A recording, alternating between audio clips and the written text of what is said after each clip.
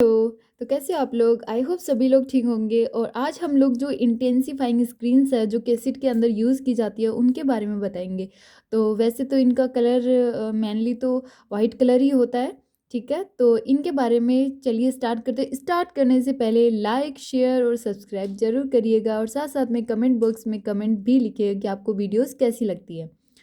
तो फर्स्ट आता है कि a device which convert the energy of x-ray beam into visible light. After that visible light interact with film form latent image. क्या होता है कि जो इंटेंसिफाइंग स्क्रीन्स होती है वो एक इस टाइप का डिवाइस होता है जो किसको, जो एक्सरे बीम की जो एनर्जी है उसको विजिबल लाइट में कन्वर्ट करता है।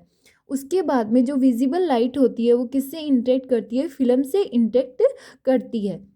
करने के बाद में जो लेटेंट इमेज है उसका फॉर्मेशन करता है। अब इसमें क्या होता है कि जैसे कि 30% x-ray radiation incident on intensifying screen but only 3.6% x-ray coming out of the patient. यानी कि जो 30% एक्सरे रेडिएशन होती है वो किसके ऊपर इंसिडेंट होती है? इंटेंसिफाइंग जो स्क्रीन है उसके ऊपर इंसिडेंट होती है। बट ओनली 3.6% जो एक्सरे है वही क्या कहाँ से पास आउट होती है, कमिंग आउट होती है पेशेंट बॉडी के अंदर से। एंड किसका फॉर्मेशन करती है? लेटेंट इमेज का। ठीक है, 30% तो क्या हो जाएगी? इंसिडेंट होती है, बट ऑब्जर्व कितनी होगी, या सॉरी पास आउट कितनी होगी? 3.6% for the latent image formation. अब इसमें से जो 3.6% है इसमें से जो 1% है वो falling on cassette absorbed by front screen to emit visible light. तो क्या होता है कि जो इसमें से 1% है वो जो फ्रंट स्क्रीन है यानी फ्रंट इंटेंसिफाइंग स्क्रीन है वो ऑब्जर्व कर लेती है और किसका इमिशन करती है? जो विजिबल लाइट है उसका इमिशन करती है। इसके अलावा जो 1% observe by emulsion to form latent image. अब क्या होता है उसके, जैसे कि फ्रंट स्क्रीन के ऊपर गिरती है 1%, तो वो तो विजिबल लाइट को इमिट करती है। नेक्स्ट आती है जो इमल्सन लेयर है उसके ऊपर भी 1% ही ऑब्जर्व होती है, यानी इमल्सन जो लेयर होती है ना उससे, तो वो क्या करती है? वो लेटेंट इमेज का फॉर्मेशन कर देती है। बट जो 0.6% रेडिएशन है वो ऑब्जर्व जो बैक स्क्रीन है या बैक जो इंटेंसिफाइंग स्क्रीन है उसके द्वारा ऑब्जर्व हो जाती है। अब मेनली जो इंटेंसिफाई स्क्रीन है वो क्यों यूज़ की जाती है? Lower patient dose. इसमें क्या होता है जो जैसे अगर हम लोग इंटेंसिफाई स्क्रीन यूज़ करेंगे तो जो पेशेंट डोज होता है वो काफ़ी ज़्यादा क्या हो जाएगा? लोअर हो जाएगा, उसको ज़्यादा पेशेंट डोज नहीं लगेगा। इसलिए एक टाइप से मतलब रेडिएशन से प्रोटेक्शन का भी वर्क करती है। इसी वजह से कुछ जो केसेस होता है अगर उनमें हम इंटेंसिफाई स्क्रीन यूज़ नहीं करते हैं तो क्या होता है? पेशेंट को रेडिएशन लगने की पॉसिबिलिटीज़ काफ़ी ज़्यादा होती है। नेक्स्ट आता है इंक्रीज रेडियोग्राफिक कॉन्ट्रास्ट। और ये आता है, ये जो रेडियोग्राफी अगर पेशेंट डोज लोअर है, अगर हम इंटेंसिफाइंग स्क्रीन यूज़ करते हैं तो जो रेडियोग्राफिक जो कॉन्ट्रास्ट होता है वो भी काफ़ी ज़्यादा क्या हो जाता है? इंक्रीज हो जाता है। अब इसके अंदर जो इंटेंसिफाई स्क्रीन होती है उसकी भी 4 लेयर प्रेजेंट होती है।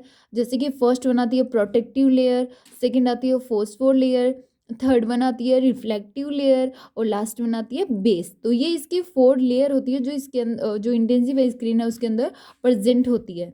अब हम जो फर्स्ट वन आता है प्रोटेक्टिव लेयर उसकी बात करते हैं। तो वो जो प्रोटेक्टिव लेयर होती है वो ट्रांसपेरेंट होती है, यानी उसके आर पार रेडिएशन जा सकती है या फिर उसे देखा जा सकता है। और क्लोजेट टू फिल्म, सबसे फिल्म के सबसे ज़्यादा क्लोज कौन सी लेयर प्रेजेंट होती है? जो प्रोटेक्टिव लेयर वो प्रेजेंट होती है, यानी कि जो जैसे कि फिल्म बीच में प्रेजेंट होती है, दोनों साइड में उसके इंटेंसिफाइंग जो स्क्रीन है वो प्रेजेंट होती है। तो जो सबसे पास में यानी उसके साइड में प्रेजेंट होती है वो होती है प्रोटेक्टिव लेयर, यानी सबसे लास्ट में उसकी सुपर कोटिंग प्रेजेंट होती है फिल्म की। जब हम फिल्म की स्ट्रक्चर की लास्ट वीडियोस में बात की थी तो उसमें बीच में बेस आता है, फिर दोनों साइड में अडेसिव लेयर आती है, आफ्टर दैट जो इमल्सन लेयर है वो आती है और फिर सुपर कोटिंग लेयर आती है। तो जो सुपर कोटिंग के जस्ट पास में प्रेजेंट होती है वो कौन सी लेयर प्रेजेंट होती है? प्रोटेक्टिव लेयर प्रेजेंट होती है। इसकी जो थिकनेस होती है वो 15 से 25 माइक्रोमीटर थिकनेस होती है। अब हम जो फोस्फोर लेयर है सेकंड लेयर उसकी बात करते हैं तो ये काफ़ी ज़्यादा एक्टिव लेयर होती है और इसकी जो थिकनेस होती है वो 150 टू 300 माइक्रोमीटर होती है। और साथ साथ में ये किसकी मेडअप होती है? क्रिस्टलाइन कैल्शियम टंगस्टेट की मेडअप होती है। अब लास्ट आता है रिफ्लेक्टिव लेयर की। अगर हम लोग बात करते हैं अब रिफ्लेक्टिव लेयर क्या होती है, इसकी जो थिकनेस होती है वो 25 माइक्रोमीटर या 25 माइक्रोमीटर होती है और made by Chinese substance magnesium oxide और टाइटेनियम डाई ऑक्साइड पॉलिएस्टर। ये किसकी बनी होती है, मैग्नीशियम ऑक्साइड की बनी होती है और टाइटेनियम डाई ऑक्साइड पॉलिएस्टर की मेडअप होती है। अब जो बेस पार्ट है वो क्या था, फारदेस्ट फ्रॉम फिल्म, यानी फिल्म से सबसे ज़्यादा डिस्टेंस पे प्रेजेंट होता है। सबसे पास में कौन प्रेजेंट होगा, जो प्रोटेक्टिव लेयर है वो प्रेजेंट होती है।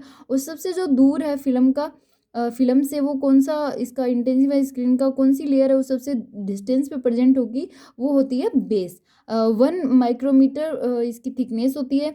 और 1914 में यानी 1914 में जो सेलुलोज नाइट्रेट है उसकी डिस्कवरी हुई थी। और बाकी और भी आता है एक, जैसे कि इसके अंदर आता है कि एक तो 1924 में था और एक था वो लास्ट वीडियो में बता दूंगी, 2 पॉइंट और थे इसके अंदर। बाकी आपकी जो लेयर्स है वो सारी कंप्लीट हो चुकी है। तो thank you, bye bye, take care.